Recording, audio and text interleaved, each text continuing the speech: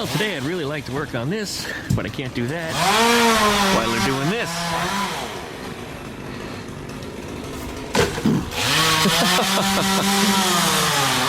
Anyway, I'll let them do their job while I do mine. Welcome back, everybody. Lord Duckman here with the 74 Beetle that you see behind me. We're going to be doing some carburetor work on this thing. Now, you might remember in the previous video, we changed out the distributor, we adjusted the valves, and set the timing properly on this thing, and got it running right. It also doesn't seem to be leaking any oil, even though I was told this thing is a gusher. It makes just a couple little dots here and there is all.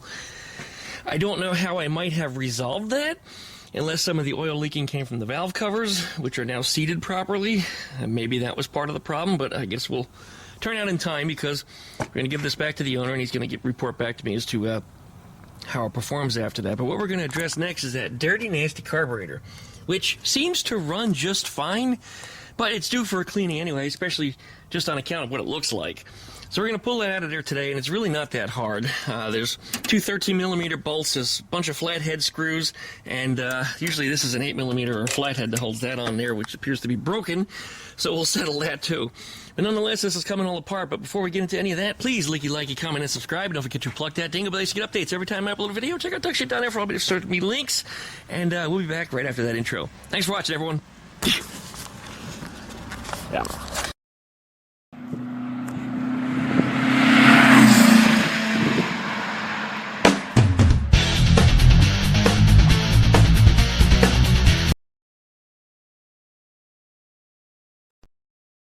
When I go to remove a carburetor, stock carburetor from a Volkswagen, I like to pop off the distributor cap and get that out of the way. It gives me a whole lot more clearance area to work under here.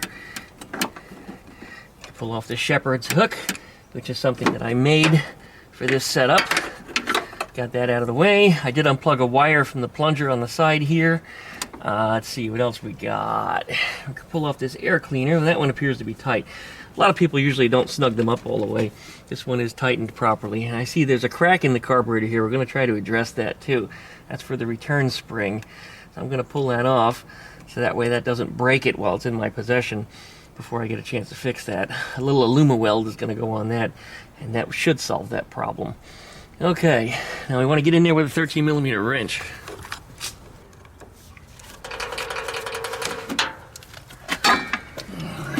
That fuel line off the top here. Now, if you have a full tank, you're going to want to stick something down in the fuel line, like a screwdriver or something, because if this falls down and gets lower than the tank for any reason, especially if you're parked on an incline, this will drain your gas tank all over the ground. Ask me how I know. And this tank, I believe, is kind of full, so I'm just going to put this up and out of the way for the moment, and we'll get this choke wire unplugged from here and get this all moved out of the way. Okay, we now have all our wiring off. Down under here is our cable holdfast, which has the broken head on it. Let's see if I can get this off of here, or if it's going to give me a fight. I'm voting for fight, because this stuff is always the kind of thing that's just going to make you angry.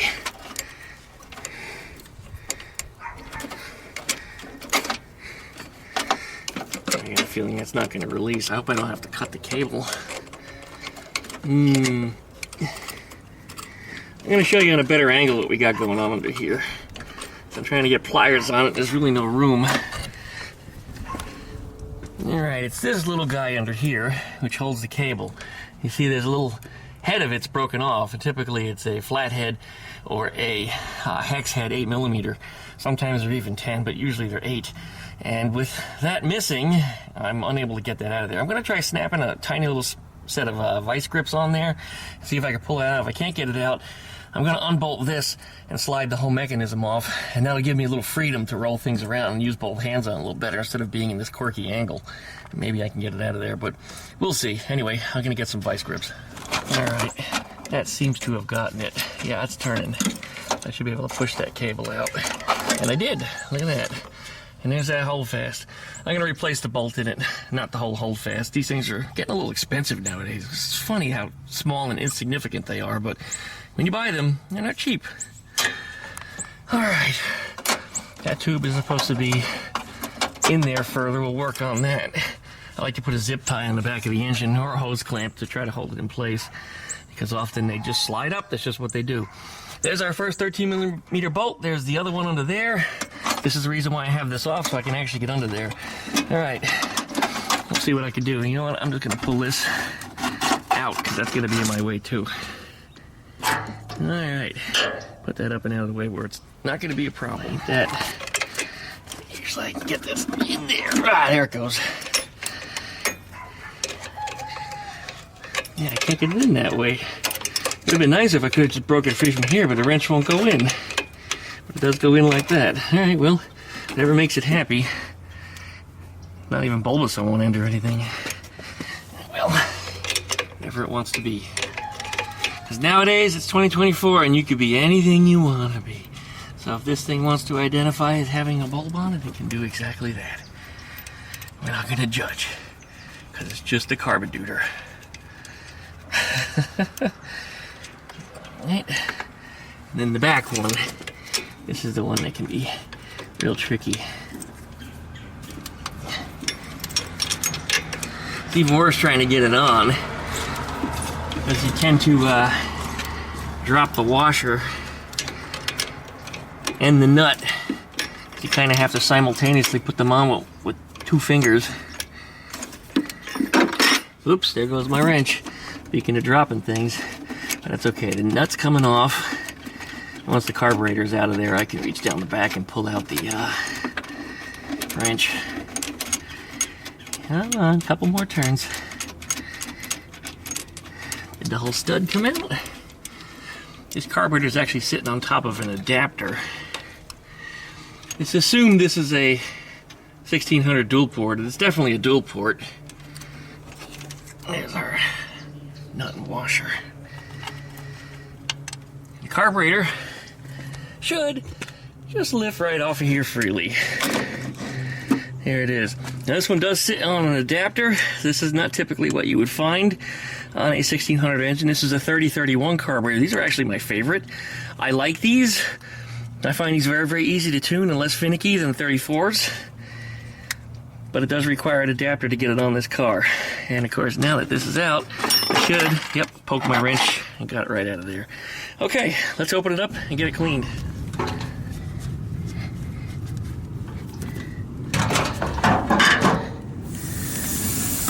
Alright, the reason why I'm doing this one on video today is because I've never cleaned a Solex carburetor on video.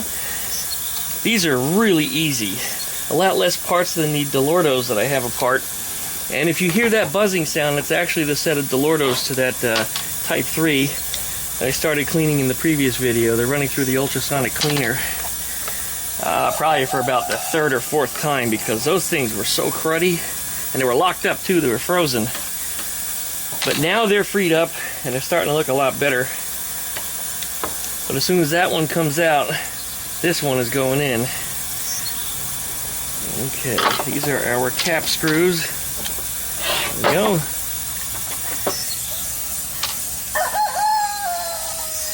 Here's our gasket. Is that going to come off or is it going to tear? It came off. Okay. This is our float. Don't lose this pin.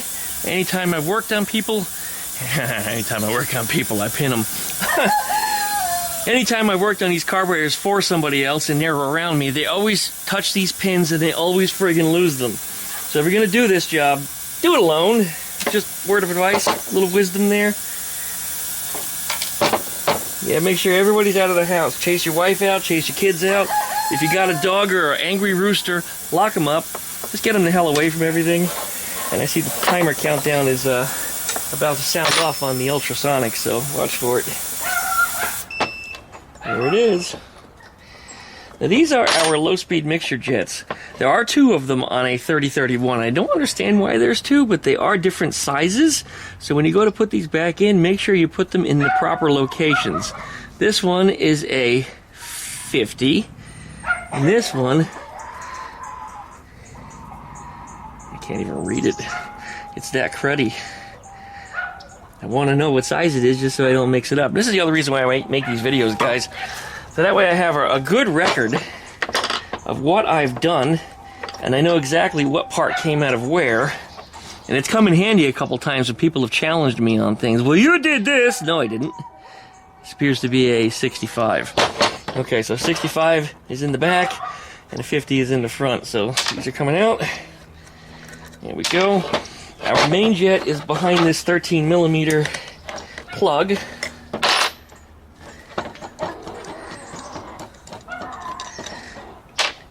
And it's inside of here, and if you look down on the bottom of that carb, this carburetor actually looks like it's new. Solex Brazil. Look at that on the inside. That is beautiful. It's actually cleaner on the inside than it is on the out. The main jet is right here. Wow, that wasn't even tight. That was getting ready to come out. That was a future problem just waiting to happen. What size we got in there? These need to be upped. Let's say 120. I think that's actually on the small side for this. I'll research that just to be sure. I have some notes on 3031s. I don't remember what I used to put in them. I think it was more like a 128 or a 130, especially here at sea level. But I'm just going to remember that, and we'll come back to it. I have a whole thing full of, it's a little pill bottle full of Solex jets that somebody gave to me, and that's like gold. Just trying to get this gasket off of here without destroying it. Gasket looks like it's in pretty rough shape. I think that's salvageable, though. Yeah, I think that's going to be salvageable. There it is. It's a little chewed up in the corner, but what matters is the sealing location in the middle. This is still a usable gasket, so I'll clean the rest of this off of here before it goes back on. A razor blade will do it good. Once I put it through the cleaner, though, sometimes it just pops off on its own. So we'll leave that be. Here's our accelerator pump. Like most accelerator pumps on most carburetors, it's usually 4 screws. Some of them are 3. This one is 4. And then behind here is the pump itself. This gasket that came off the top, by the way, you guys, was something I was asked about if it was any good, and looks like it's okay. In fact, it looks like it's fairly new. I'm going to clean it and try to put it back in. If I have a suitable replacement, I might just throw a new one in there anyway, because that was a concern of the owner, that the top of the carburetor may have been leaking. I didn't see any evidence of that happening here, but if we need to, we'll change it out. Hello, Biddy. Biddy's over here. He jumped up on top of some stuff again. Guess we get you on camera because you want to be seen. There he is. Say hi, Biddy. Say hi to everybody. Go ahead, scream for me. Ah! Jerk. Whenever I'm working on something, he always has to jump next to me and create a whole bunch of chaos, noise, and, well, sometimes he even attacks me. And when you attack me, I put a boot in your butt. Yeah, I sure do. I'm not going to let you try to intimidate me. He just flew and ran away. He chased somebody else instead. Good. This should be releasing. I did get them all out, right? Yeah, sure did. Come on, let go. Come on, let go. Let go. There it goes. And there's our vacuum, well, not vacuum diaphragm, but our accelerator pump diaphragm. Be careful you don't tear these. That looks like it's new also. Got a little water in behind it, but looks like it's new. Here's a spring that goes on it. Don't lose it. And that's about all that comes off of these carburetors, except for the mixture screws. These you should tighten them before you loosen them. So let's see how many turns we get on there. That's a half. That's 1, half, 2, half, 3, half, 4, and a quarter. 4 1/4 on the air screw. What the hell are you doing, Biddy? Came back and jumped up again. Did you see your daddy screwing here? Can't be messing around. Daddy's got a job. Gotta fix a Volkswagen. Daddy can fix a Volkswagen, he'll make some videos, and if he makes good videos, he gets paid, and if he gets paid, I can feed you. Links down below, you guys, for my Patreon or, beer tip if you want to send me a tip. And I don't drink a whole lot of beer, but rum and cola is one of my favorites. Oh, I need to get a different screwdriver. That one's just a hair too big to get it in there. That's what she said. Alright, we'll be right back. But that's the fuel mixture screw. That's got to come out too. We want to clean behind them. Don't lose that pump screw. Make sure they're all here. I didn't drop any of them, did I? Nope, they're all there. Okay, and these little plugs should come off too. I don't know what most of these are even used for. Probably for like vac canister stuff. But nonetheless, they have to be on there when this is running. Otherwise you have vacuum leaks. Okay. Yeah, and this stopper diaphragm should come off too. Yeah, I thought that was a 14. That's got to come off too. Well, let me grab the other screwdriver and a different size wrench. We'll be right back. Alright, we're back. 14 millimeter to get this stopper diaphragm, well, stopper plunger off. When power is applied to this, it sucks this in. When it's released, it goes back out. The purpose for this is, well, essentially when you shut your engine off, it shuts off your fuel source. So if the engine tries a diesel or run on without an ignition source, without an electronic ignition source, I should say, then this will shut off the fuel, so it can't do that. Apparently it happened enough on Volkswagens that they required something like that. But if this fails, then of course the engine won't idle properly. It'll still run, but it won't idle properly. And the way to fix that is either to get a new one of these, and these are about, I think, like $20 anymore, or get yourself a pair of angle clippers and cut that little plunger right off and screw it back in, and your engine will run fine. Just if you overheat, it'll keep running. And you'll know if that's an issue. Anyway, that's about all that comes off of these. I think we're good. Whoa, one more thing. We forgot about that fuel screw. That's why I grabbed this other screwdriver. Which, by the way, I don't seem to have a screwdriver that fits in there properly. I don't know why. Maybe it went in a different toolbox or something, but I had to actually put this screwdriver in the bench grinder. And you know what? I didn't count the number of turns on it either, but that's okay. I know how to tune this thing. So when we put this thing back together, we'll get the idle set back on it and get the tuning set correctly. It's really easy.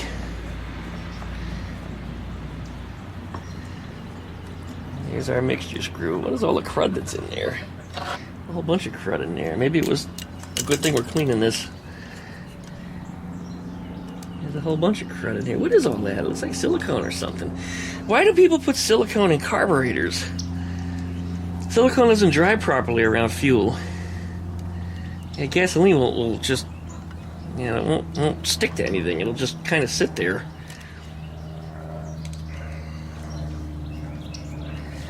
Come on out. I think there's a spring behind this, so I would have thought that it would have pushed it out, but it did not. Alright, I'm going to try to get in there with a magnet. I'll do that off camera. But anyway, we'll be right back. What I have to do is I have to collect all this stuff and get it ready to go into the ultrasonic cleaner anyway. This is our float stuff. This is plastic things. We don't need to wash those.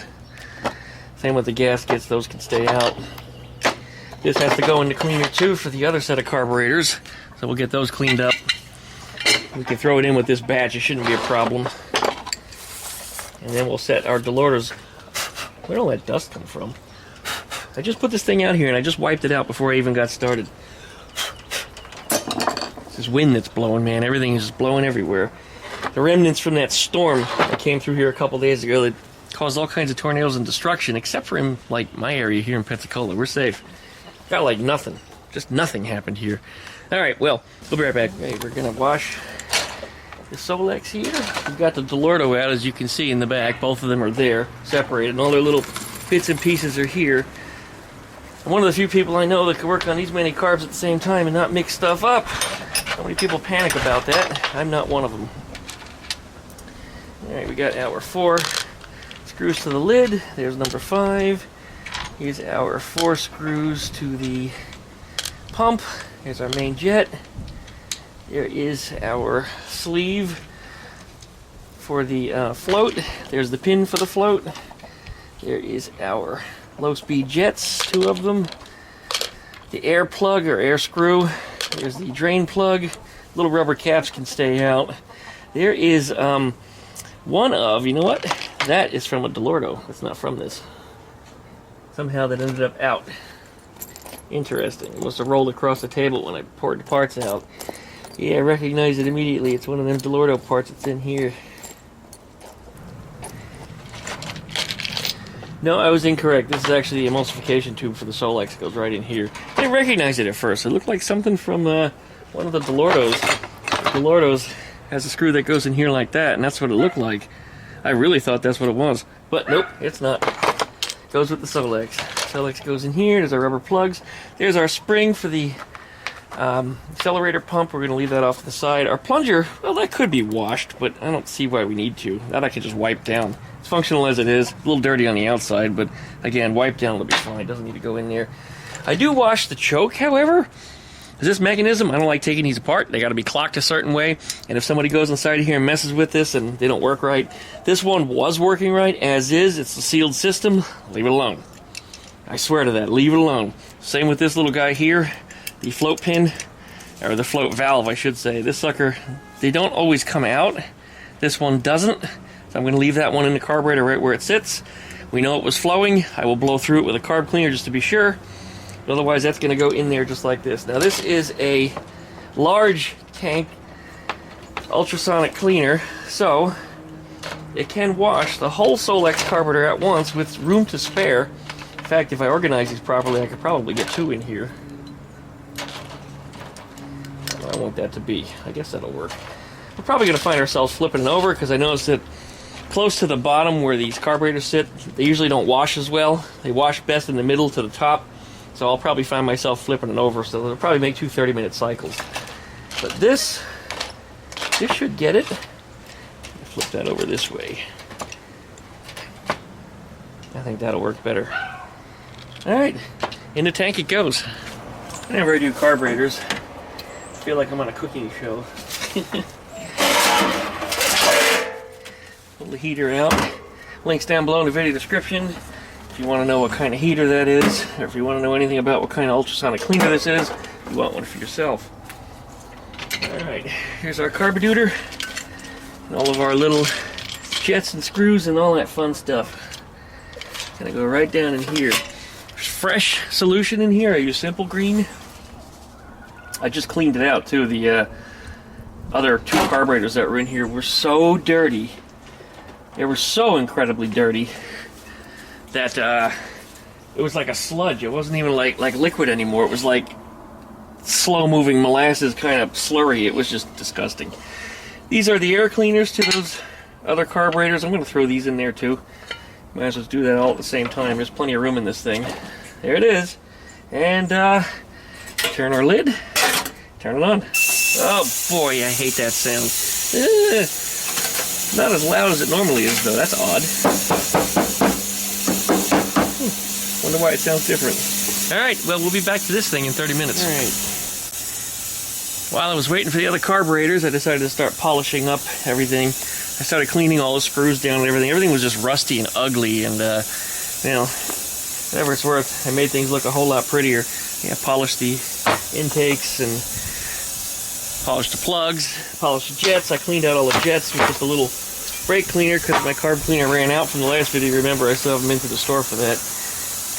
But yeah, I just went and cleaned everything up, blew everything out. Everything's ready to start going back together on these things. But I still don't have new gaskets. You remember the old gaskets were just shredded. And some idiot siliconed them together, which is one of the reasons why they didn't want to come out. These are the emulsification jets, or tubes. They go right in there like that. These go in like this. So, get a jet in there, and a jet here. Little bonus material. You guys saw me do some Dell'Ortos about a couple weeks ago, I guess. The ones that were on Ruby the Fastback. And I love these carbs. And I wish that the ultrasonic cleaner could have done better to them. I mean, really, they don't look too bad, but they definitely don't have that new look. And this isn't dirt. This is actually in the metal. The only way I could restore that is by doing some kind of an acid dip or sandblasting it. I really don't want to do either, because that's outside of the scope of what I'm doing here. So, they're clean though. They should be functional. I mean, it looks like there's something in there, but there's nothing in there. I've cleaned it, and I've brushed it, and I've sprayed it down with brake cleaner, and nothing comes off of it. This is just in the metal. This is a little bit of white coming off the metal even. You can see it's just corrosion. It's just the way they are. Unfortunately, I can't change that.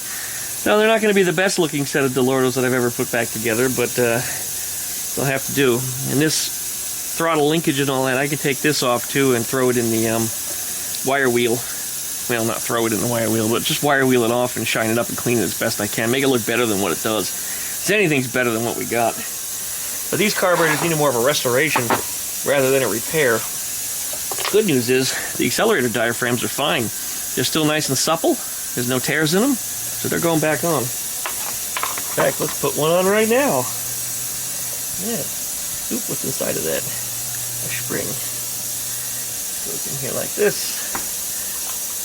And then this goes on top. We even polished up the rusty screws on these things.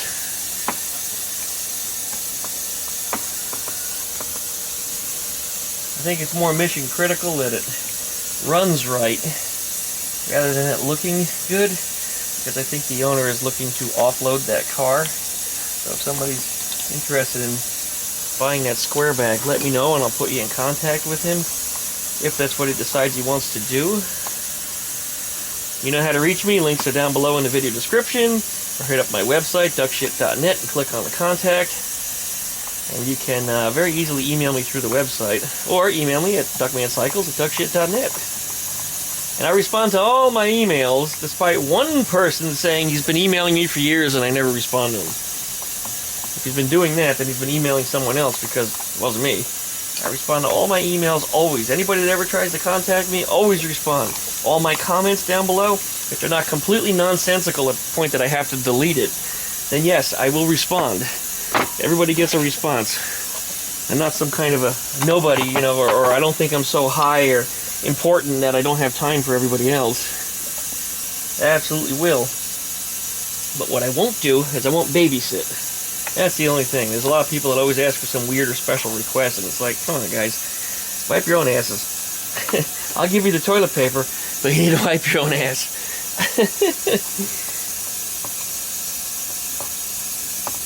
Alright. I'll tell you what, they do look better than when I started. These things were a mess. You know what? There's little washers on here. I forgot these things existed. I guess I'll have to take the screws back off the other one and wind them back in. But anyway, I'm going to take a break here in just a moment and get myself some lunch. Duckman is hungry. Duckman, oh, he's such a hungry boy. I see the chickens eating out here, and they're eating all my leftovers from days past. Some of the stuff looked kind of good. It was actually plenty edible for me, but I give it to them because let them have something special. You guys gonna have some spaghetti? You can have some spaghetti. You guys want to eat a pork chop? I'll give you a pork chop. You know what else I give them? Chicken parm. And they love it. They love it. People say, oh, that's cannibalism. And it's like, well, I told them what it is, and they still ate it anyway. Like, look at that. Chicken, guys. Oh, gimme. All right, you can have it.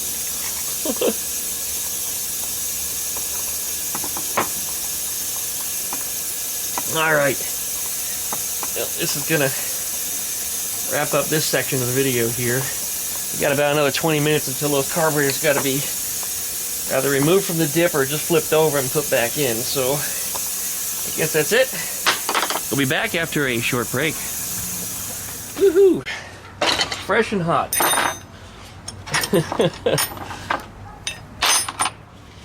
These guys here are going to need a little bit of a scrubbing, but all that should come off. Yeah, that's good when it's done. Here's all of our pieces parts. Our carb body. Watch out, these things get hot. Really hot.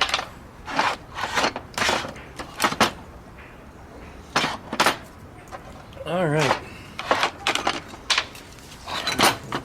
These, well, look, they look like they're brand new. Look how shiny they are. This carburetor, I think, was either new or very close to new condition when it was installed on this car. This isn't going to need very much at all. The ultrasonic cleaner really did it good.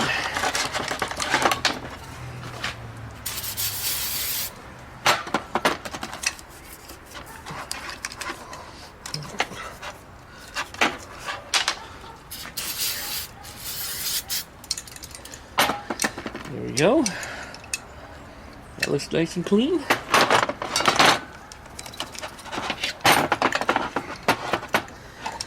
Missed a spot in there. We'll get that too.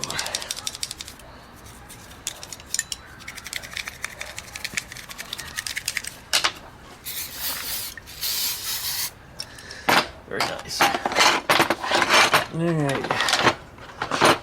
As I said before, this carburetor is working pretty good.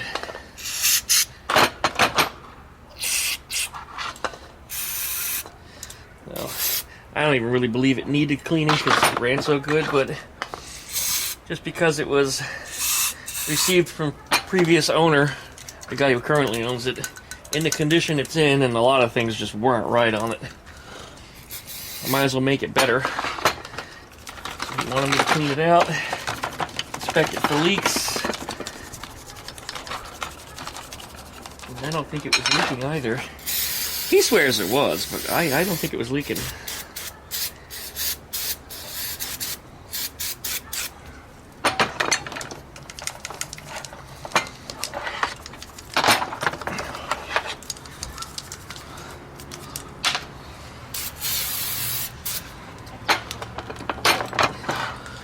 Alright, start going back together. There's our springus. There's our accelerator pump. That I'm going to give it a little bit of a cleaning too. Looks like it got a little bit of moisture in it at some point. But it's on the outside of the diaphragm, so it came in through the pump lever, which is not airtight. It's actually open to the outside environment. Okay. Down there. We had our little screws in here.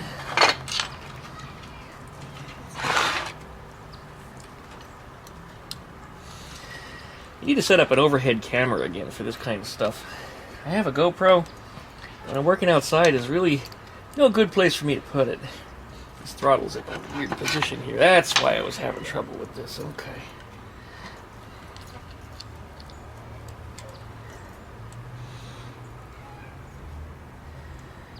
Get everything lined up so don't go in. It ain't lined up right.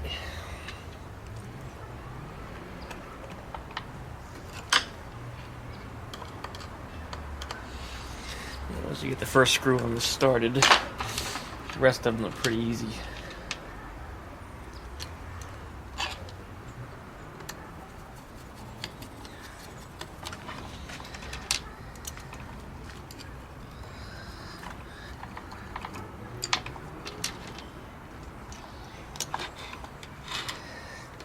Yeah.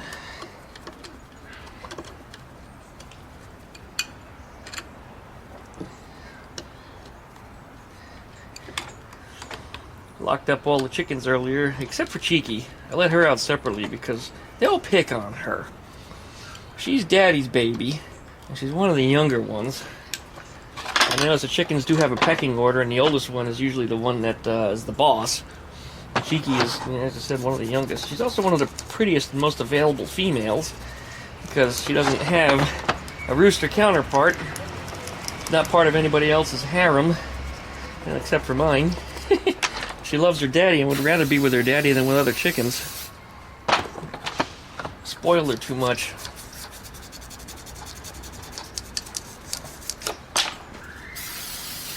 So she's off running around right now. Well, I shouldn't say off running around. She's actually sitting in her nest. Forgot to clean this out. This is going to spray out everywhere. There it goes. Sitting in her nest right now, which is in the garage. She's got a spot where she likes to sit next to the water heater. It's where she lays her eggs. Okay. Gotta put our main jet back in. These can be goofy. So you have to get it into that hole right there. And you have to kind of... My way to do it, because I can't get my hand in there, is kind of drop it in like this. You see how it lined up and fell in that hole? And then get into it with the screwdriver and snug it up. There it is. And these screws are brass, not magnetic. So when you go to change a jet, you kind of have to take the carburetor off because you got to dump it out.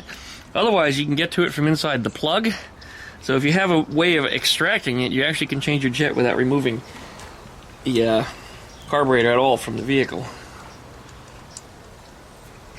Okay. Usually I polish these on the wire wheelie. Now I'm going to do that. This is going to be visible. I want it to look nice. Even though there's no other reason it needs to look nice, but I'm going to make it look nice. And there it is, nice and shiny. Put that right back in where she goes.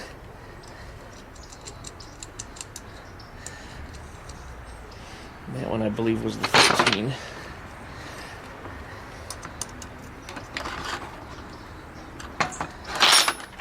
Alright. Does anybody remember how many screws turns we had on that air screw? I don't. I think it was something like 6 1/4.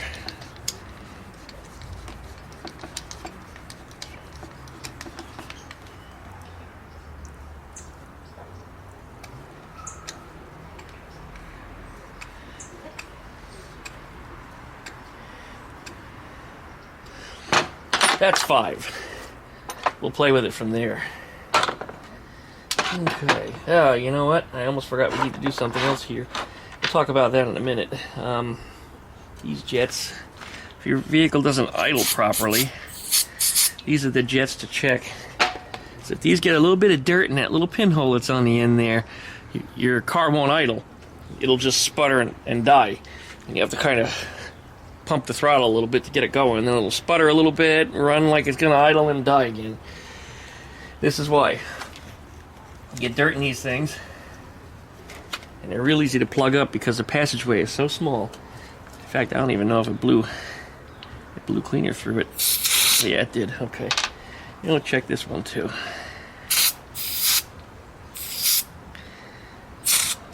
Yep. Good. Alright. Now, looking at the carburetor, we had 2 of these. The 50 was the one that went in this hole, and then the other one was like a 65, was it? I can actually read it now. Look at that, 65. So it was in this hole.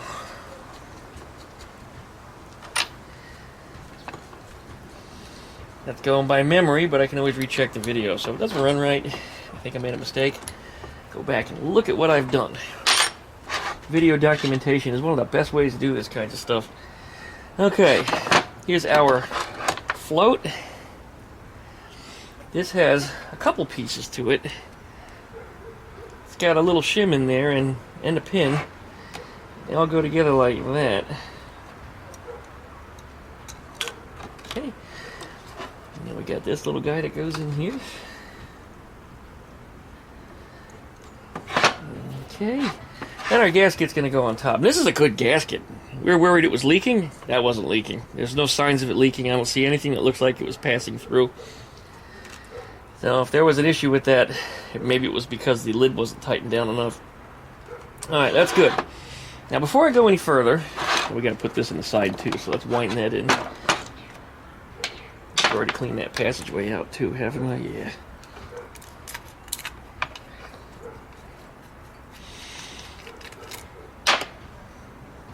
Alright, put that right back in there.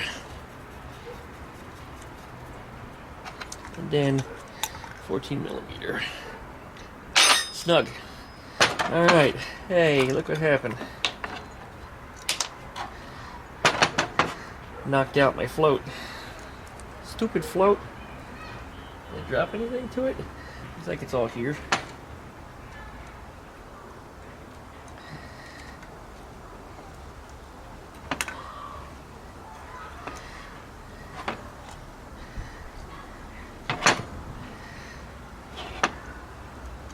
It's getting cold out here. It's been cold out all day. When I start working, usually I start building up a sweat, so I take my sweater off. It feels like I need to put it back on again. Temperature's dropping. It's getting a little later in the day, and I did drop something. I knew that was drop. I did. I couldn't find it. Let's put that back in there so it doesn't get lost. All right. Now, something we need to address here. See that crack that's starting to form? This whole arm will break off, and this is responsible for the spring return. In fact, you can see how it's kind of warped.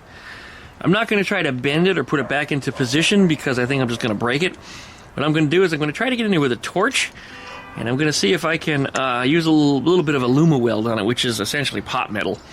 And I think I can solder that back together. It's just like a stick. So we'll give it a shot. I wish I had some MAP gas. That would heat it up in a hurry, but I'll use a little propane and we'll see if we can get it. But if I can get that back together and just kind of put a little bit in the seam there, I think we'll be better off than where we're at. Alright, let me give it a shot. Alright, there it is. Not bad, huh?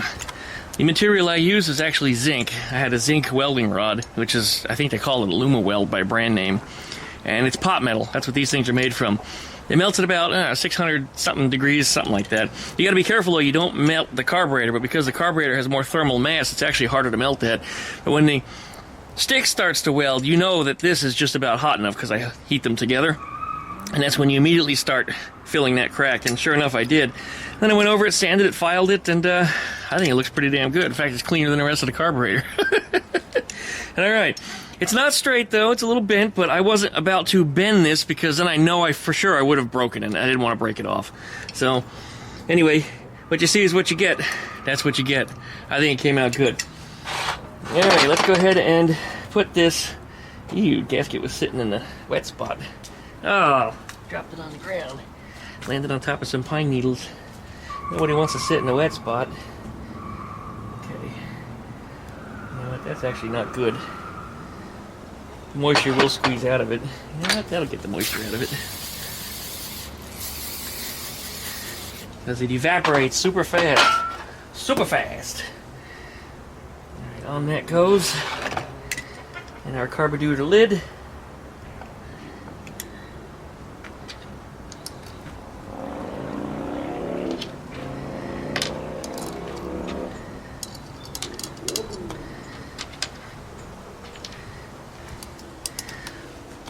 Where's the tag that went on there? There's supposed to be a tag. I thought there was a tag that hung off the front of the carburetor. I'll have to check the video. Unless they threw it in here for some reason. I don't think I got it mixed up with the tags for the... Nope. These are the ones for the Dell'Orto.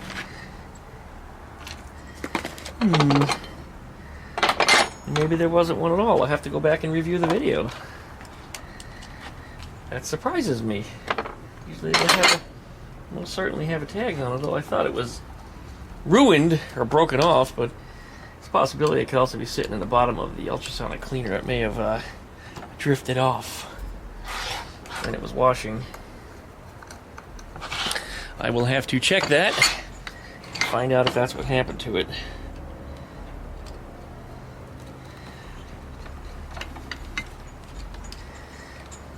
Okay.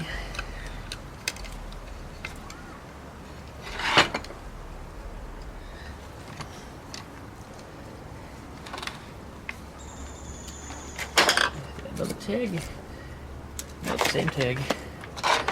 Okay, nothing else in there. I didn't miss anything. That's the last of our parts. Here's our base gasket. All of our little rubber pluggies that go back on here. This one goes there, goes there, and this one goes there. Actually, I think that one and this one was switched. Yeah, different diameter tubing.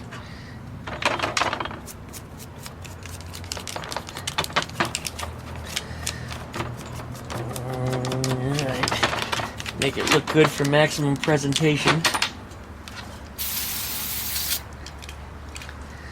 There it is, one clean Solex carburetor. And that's a 3031. It's also repaired. So I could put that spring back on there. I think, you know what? That's really close. It's just kind of ticking on it. I'm going to have to get in there and I'll file it just a hair off of it. Because I guess when I heated it, it warped just a little bit. So we'll clear that up. No problem. All I got to do is take a couple millimeters off the bottom of it right here where that passes through. There's some webbing on the back of it which makes it strong, so it'll be just fine. Alright, cool. Alright, now we have free motion. Not getting caught. Just ran the file in there, took a couple millimeters off the bottom of it. Good to go. And like I said, I wish that were straight, but I didn't want to straighten it because I know I would have broken it off completely. Didn't want to do that. We know the spring was working fine the way it was, so here it is, ready to go back on. Okay, we're back out front here. Guess we can pull this back out. What I should do while I'm in here is fix this throttle cable tube. So now's the easy time to do it.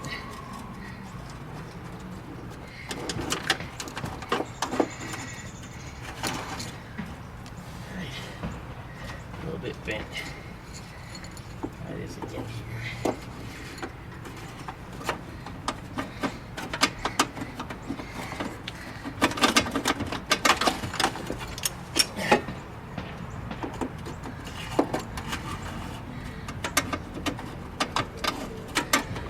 That tube might be too long. Sometimes they gotta have the tip of them bent just a little bit. It should be riding down the cable and going into position here. Sometimes I can see it come through the back. Oh, it is through the back. Now what's wrong? Oh, it's hitting the tin. Yeah, it's hitting the tin all the way in the front of the engine there. That last tin that goes up and over the back, well, front of the engine. It goes over the bell housing. It's running into that. And when I have the engine out, because we're going to do an engine service on this, coming up in the next couple months, we're going to pull the whole thing out, seal stuff up, replace main seals, check the end play, all that wonderful stuff. I'll fix that at the same time. Because right now I know it's going to work, but it should be going through that tin in the back, coming out, or front, I keep saying back. Front is front. Front is front of the car, back is the back of the car. Cable's going that way, so it goes towards the front. And that's what's hitting. It's hitting the tin all the way up there. And I just can't align the hole, and there's no way for me to reach it. So, that's just going to have to be the way it is then. And that's fine. It's not hurting anything. There's a Bowden tube on the back, and it's actually butted up against the other side of the tin, so it's okay. It's going to live. Alright.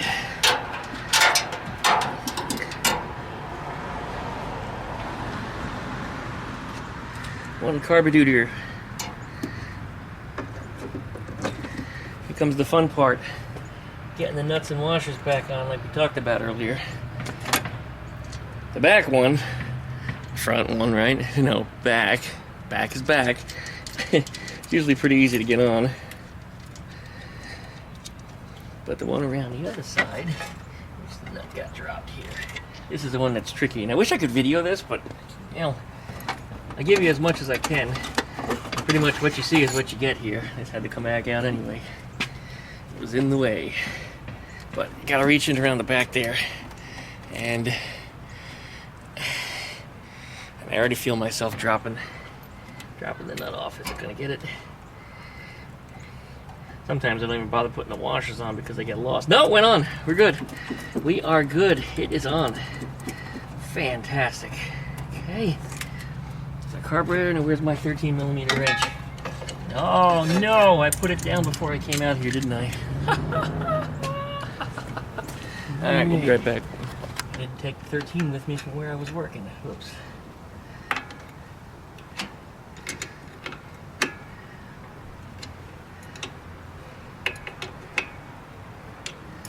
These actually give you a torque spec on them, but I don't know how the hell you're supposed to get a torque wrench under here.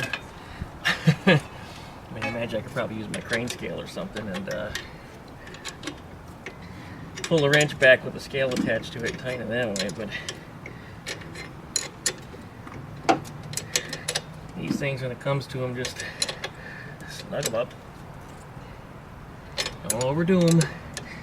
Don't want to strip them out. I mean, they are screwed into just pot metal. If you don't strip out the steel nut and stud, you'll strip out the carburetor where it threads into, or in this case, the adapter. Alright. Here it is. Now let's put this back on the cable.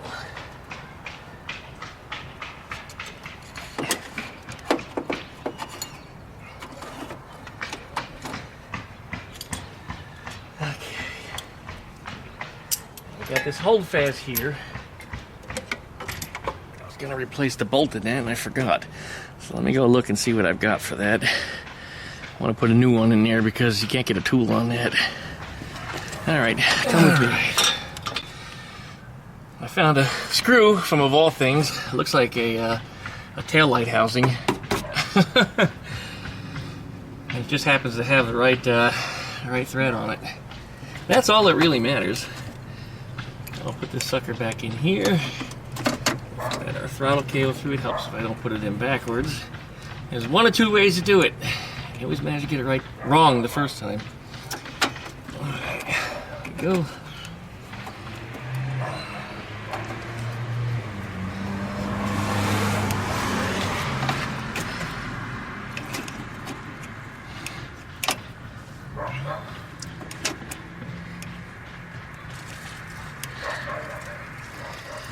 This cable appears to be a little long. I better go up front, just make sure it's in the pedal like it's supposed to be. I'll lose my vice grips in there. Alright. Wonder where my spring is. Did I leave it in the back? I might have. Alright, let's go check up front.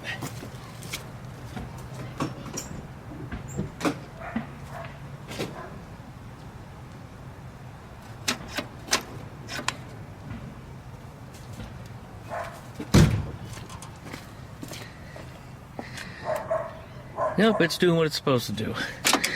Good. Okay. Now we need to return this where it belongs. We need to get the carburetor wiring harness out from under here. There it is. This wire goes on the plunger. This one goes around to the choke.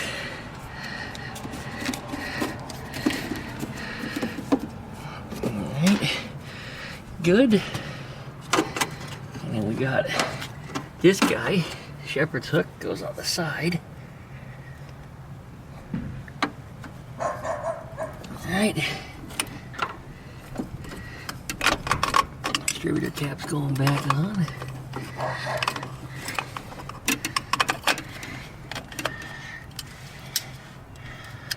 And there is, right there, my spring to the carburetor. I thought I had it in the back. No, I hung it on the side of the distributor so I didn't lose it. Okay.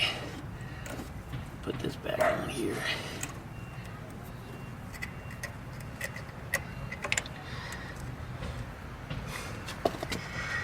Come on, fat fingers. There we go. Alright, it appears to be doing what's supposed to do. It's tighten up that fuel line.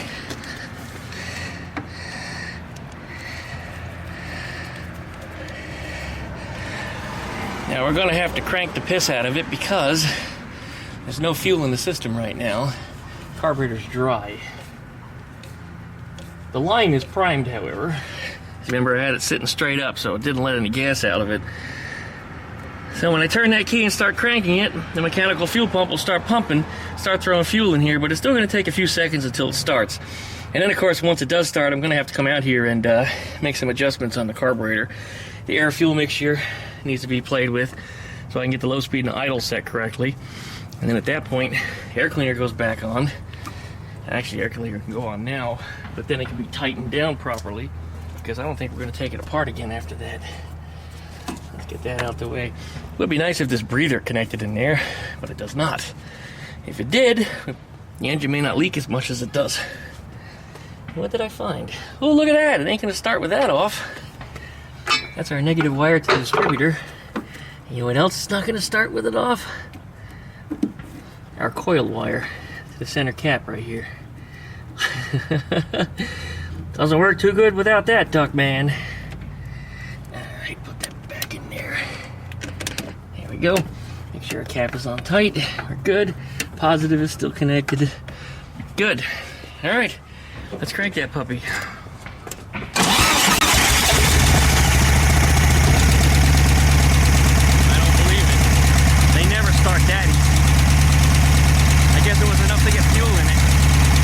Adjusted the mixture yet.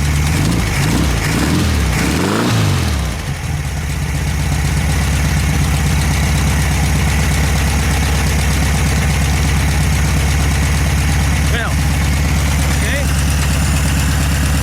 I guess I've just done it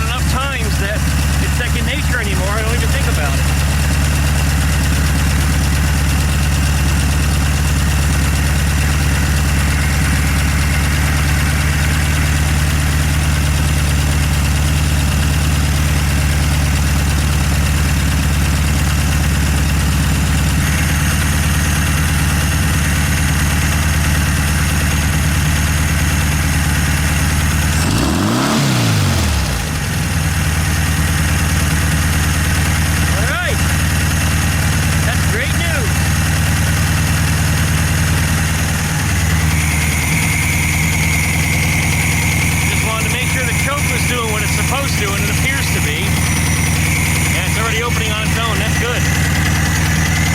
There's nothing more I need to do in there.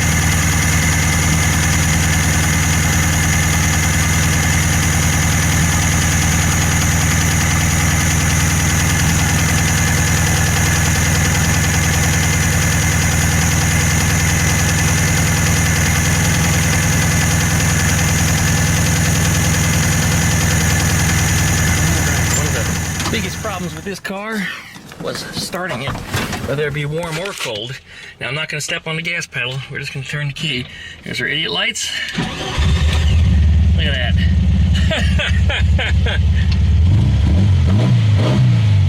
It's a runner. Oh yes, it'll be back in the future. We're going to pull the engine out, adjust a whole bunch of things, and tighten down the heads and replace a bunch of seals and all that stuff, and this thing will be running even better by the time we get done with it. But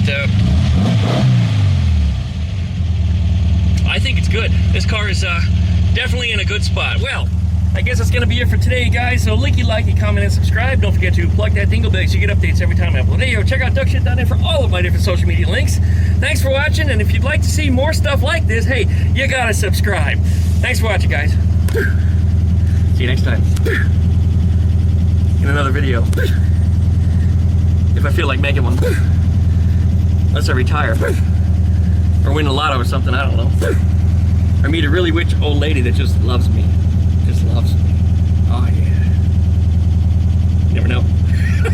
Later.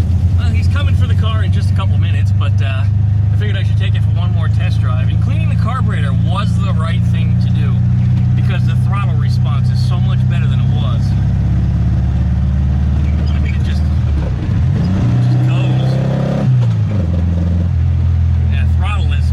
Much better than it was. So yeah, cleaning the carburetor was definitely a good thing. When I was looking at the inside of it, you know, it didn't look that bad to me, but yeah, I'm glad we cleaned it. Made a huge difference. I mean, a really huge difference. This car is running so well, it's incredible.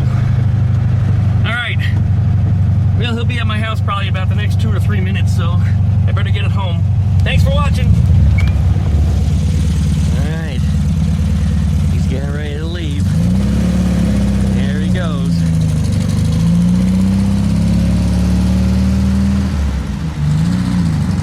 Yeah, I can tell he feels a little awkward in there because it doesn't drive like he's used to. He doesn't have to beat the dog shit out of it anymore.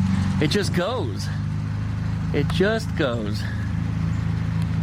Well, great. Another car fix. We'll see that one back probably in the next several weeks, maybe a couple months. Gonna pull the engine out, a lot more work. Well, that's it. Appreciate everybody watching. Thanks so much. Well, you guys, look at my trees. They cut all that brush down off of them. That's all that's left. I'll probably take a good amount of this and just start burning it myself. Maybe take some of it up to Ranchero 302 Me's. Try to get rid of it as much as possible. They actually offered me some money to burn it for them. So I might just go that route. Here's my solar panels up on the roof. I got some there, I got some over there, and there's some on the roof that's slanted this way that's facing south. Those are the ones that are going to be most efficient.